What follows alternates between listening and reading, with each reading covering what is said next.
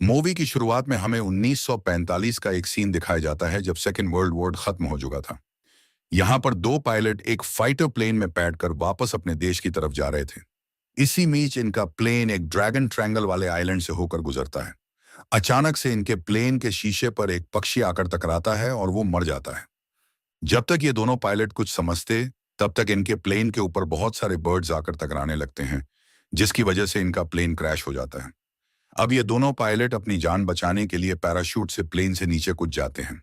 इनमें से एक पायलट तो सेफली आइलैंड पर उतर जाता है, लेकिन दूसरा अभी भी हवा में था जब इस समुंदर के अंदर से अचानक से एक बहुत ही बड़ा जायंट क्रोकोडाइल निकलता है और उस पायलट को खा जाता है और वापस पानी में चला जाता है। दूसरा पायलट ये सब देखकर घबराकर जंगल में भागता है। सीन बदलता है और अब हम प्रेसिडेंट का सीन देखते हैं। जाबर एक पैसेंजर प्लेन इसी ड्रैगन ट्रायंगल वाले आइलैंड से होकर गुजरता है। इस फ्लाइट में एक लिन नाम का आदमी था जो अपनी बेटी ये को एक लड़के से बात करता हुआ देख लेता है, और जब वो इसके बारे में अपनी बेटी से पूछता है तो वो उससे बहुत रूडली बात करती है। दरअसल इन दोनों बाप बेटियों की बीच में बिल्कुल भी नहीं बनती थी। जब ये अचानक से ये प्लेन हिलने लगता है, लोग काफी घबरा जाते हैं। प्लेन के पायलट प्लेन को कंट्रोल करने की कोशिश करते हैं, लेकिन जब ये अचानक से इस प्लेन से भी बहुत सारे बर्ड्स आकर टकराने लगते हैं, जिसकी वजह से ये प्लेन भी कंट्रोल से बाहर हो जाता है। पैसेंजर्स की जान बचाने के लिए पायलट प्लेन को पानी पर ही लैंड कराने की कोशिश करते हैं, लेकिन उनकी ये कोशिश नाकामयाब होती है क्योंकि ये प्लेन एक चट्टान से जाकर टकरा जाता है, जिसकी वजह से प्लेन के दो टुकड़े हो जाते हैं। प्लेन के आगे के हिस्से में बैठे लोग तो तुरंत मारे जाते हैं और पीछे का हिस्सा अलग होकर किनारे पर बैक कर आ जाता है। इस प्लेन क्रैश की वजह से बहुत सारे लोग मारे जाते हैं और कुछ लोग घायल भी होते हैं। चैंग नाम का वो लड़का अभी भी जिंदा था। चैंग यी के पास आकर उसके बारे में पूछता है, लेकिन जब यी के डेड आकर उसे उस लड़के से बात करने से मना कर देते हैं, जिसकी वजह से यी फिर से नाराज हो जाती है। अब यहाँ पर सभी लोग अपने फोन से मदद बुलाने का ट्राई करते हैं, लेकिन किसी के भी फोन में नेटवर्क नहीं आ रहे थे, इसलिए यहाँ पर मौजूद सभी लोग टेंशन में थे।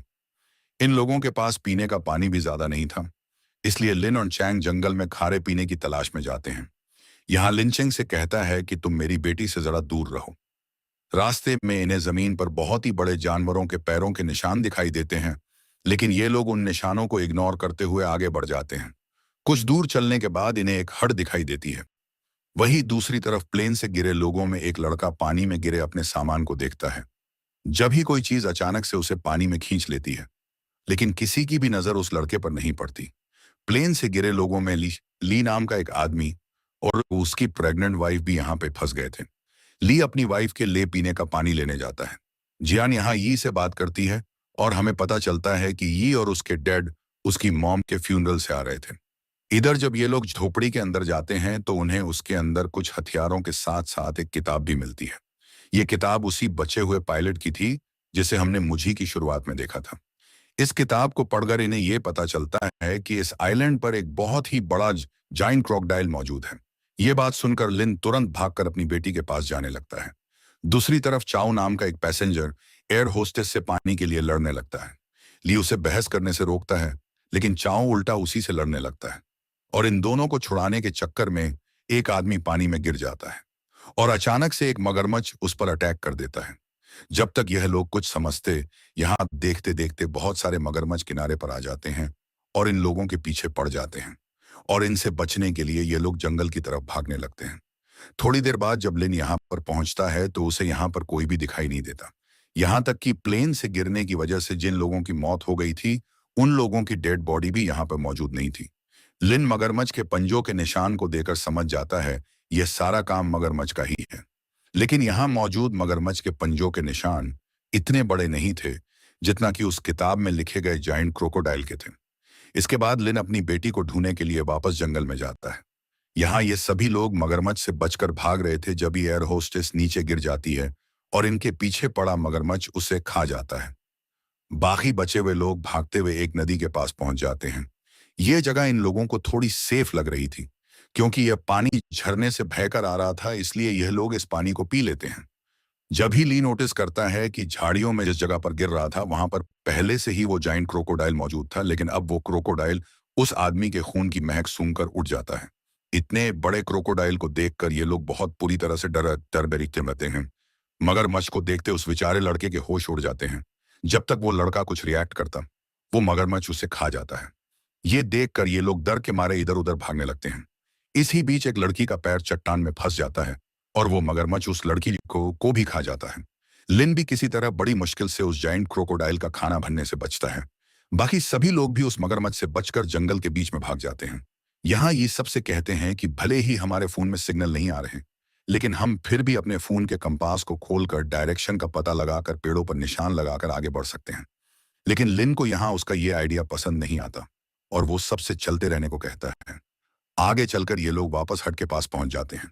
अब रात गुजारने के लिए इन्हें एक जगह भी छाई थी, इसीलिए ये लोग यहीं पर रुकने का प्लान बनाते हैं। इसी झोपड़ी में ई को 2 ग्रेनेड और कुछ गोलियां भी मिलती हैं।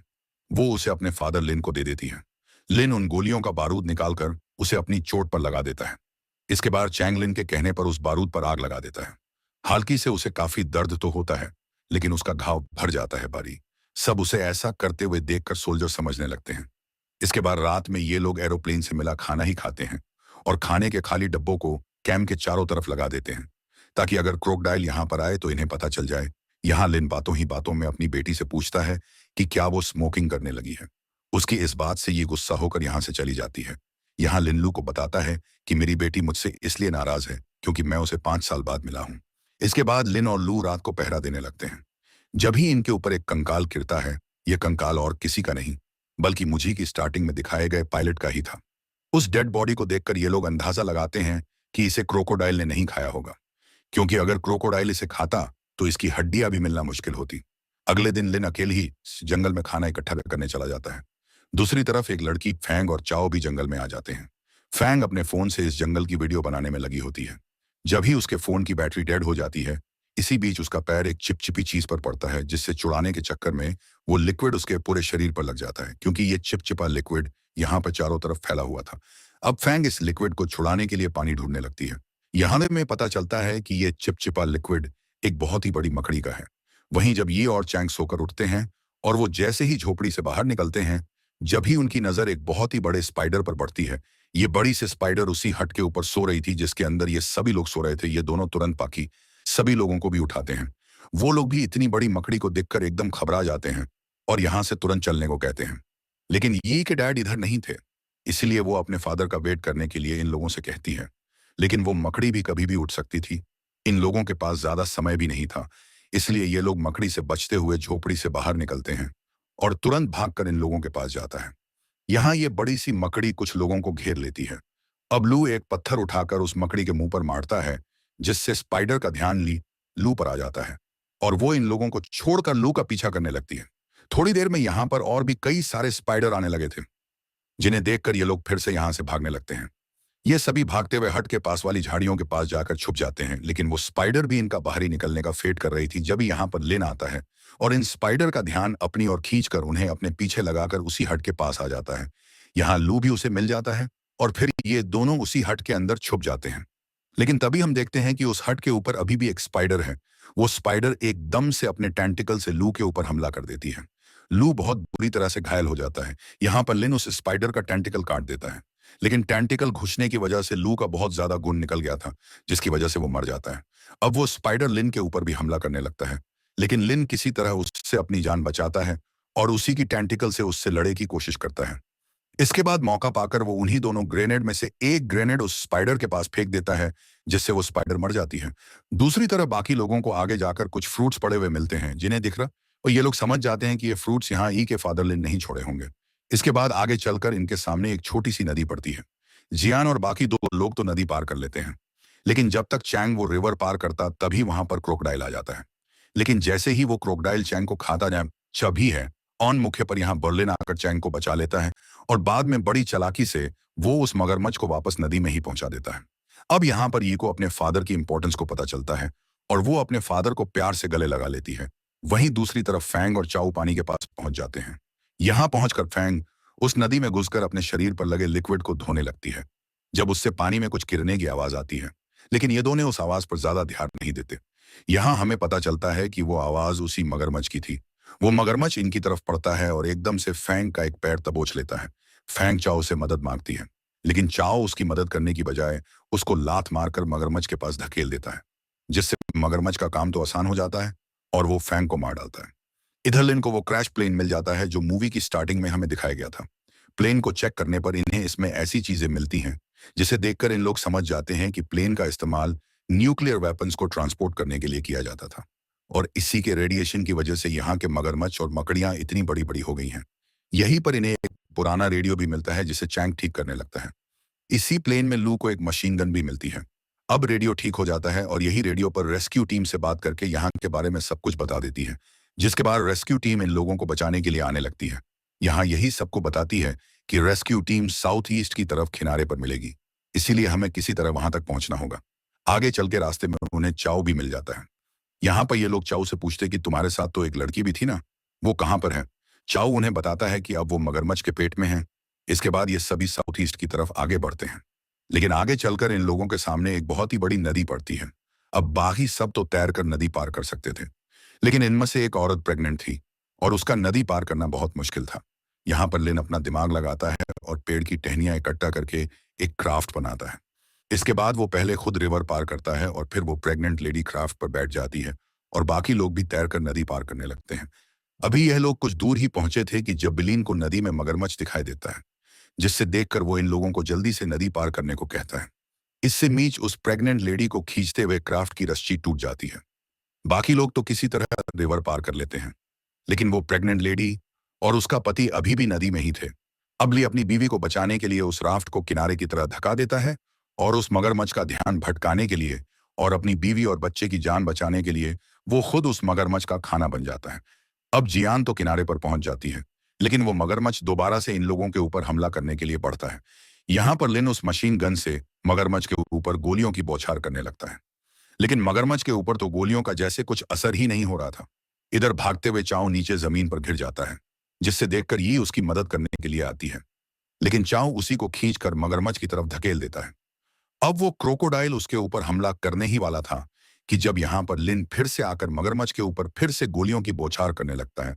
मौका पाकर ये सैड हो जाती है, लेकिन इसी मीच फायरिंग के दौरान एक गोली चाओ के पैर में जाकर लग जाती है, जिसकी वजह से वो दौड़ नहीं पाता और उसकी किस्मत इतनी खराब थी कि उसी वक्त उसे हार्ट अटैक भी आ जाता है, जिसकी वजह से वो नीचे गिर जाता है। वो मगरमच्छ आता है और चाओ को खा जाता है और यहाँ पर उसे उसके कर्मों का फल भी मिल जाता है। अब बस ये 4 लोग बचे थे, लेकिन यहाँ पर हम देखते हैं कि यी का जैकेट उस मगरमच्छ की पूंछ में फंस जाता है और वो मगरमच्छ उसे लेकर अपनी गुफा की तरफ चला जाता है। रात भी हो चुकी थी। लेन अपनी बेटी को बचाने के लिए उस मगरमच्छ के पंजों के निशान का पीछा करते हुए किसी तरह उस गुफा तक पहुंच जाता है। उसके पीछे पीछे वो प्रेग्नेंट लेडी और चैंग भी वहां पर आ जाते हैं। चैंग जेहान को गुफा के बाहर ही बैठने को कहता है और वो खुद गुफा के अंदर लेन की मदद करने के लिए चला जाता है। यहाँ लेन गुफा के अंदर अपनी बेटी को ढूंढ रहा था। यहाँ लेन गुफा के अंदर अपनी बेटी को ढूंढ रहा था, जिसे देखकर लेन उसके ऊपर फिर से गोलियां चलाने लगता है और वो मगरमच्छ को अपने पीछे लगा लेता है। वो चैंग से कहता है कि वो यी को लेकर यहाँ से चला जाए। यहाँ पर लेन का प्लान था कि वो उस एक बचे हुए ग्रेनेड से उस मगरमच्छ को मार डालेगा, लेकिन हड़बड़ाहट में उसके हाथ से वो ग्रेनेड वहीं नीचे कहीं गिर जाता है। इधर चैंग यी को गुफा के बाहर जियाम के पास छोड़ देता है और खुद उस मकड़ी का टेंटिकल लेकर गुफा के अंदर फिर से लिन की मदद करने के लिए चला जाता है। वहीं दूसरी तरफ लिन मगरमच्छ से बचकर भागते हुए एक छोटी सी जगह के अंदर घुस जाता है, जहां पर वो मगरमच्छ नहीं घुस पाता। लिन उस मगरमच्छ के ऊपर खूब गोलियां चलाता है और जल्दी उसकी सारी गोलियां खत्म हो जाती हैं। अब चैंग भी गुफा के अंदर आ जाता है, जिसे देखकर लिन उससे कहता है कि तुम सबसे पहले उस ग्रेनेड को ढूंढो। थोड़ी देर में चैंग को वो लगे थे, तभी वो मगरमच्छ उठकर फिट से इनके ऊपर हमला करता है। लिन तुरंत चैंग से मकड़ी का टेंटिकल लेकर उस मगरमच्छ का पेट चीर कर उसे मार डालता है और यहीं पर उस मगरमच्छ का काम तमाम हो जाता है। इसके बाद ये दोनों उस गुफा से बाहर आ जाते हैं। ये अपने फादर को देखकर बहुत खुश होती है। अब वो दोनों साउथ ईस्ट की तरफ पहुंच जाते हैं और सुबह होते ही रेस्क्यू टीम यहां पर पहुंच जाती है और वो इन लोगों को रेस्क्यू कर लेती है। यहीं पर ये मूवी खत्म हो जाती है।